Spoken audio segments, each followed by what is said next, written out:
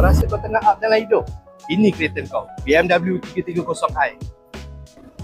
Kau pakai ni bukan sebab kau belagak, tapi sebab memang kau layak. Desain luaran kereta ni macam suit John Wick. Garang tapi bergaya guys. Kereta ni dia datang dengan BMW LED light dengan sporing M Sport 19 inci. Okay, untuk enjin dia pula kan, dia datang dengan 2.0 twin power turbo, 255 horsepower dengan 400 Nm of torque. Kosong ke 100, 5.8 saat. Orang nak bersih pun tak lepas, kereta dia dah jalan dulu. Memang best.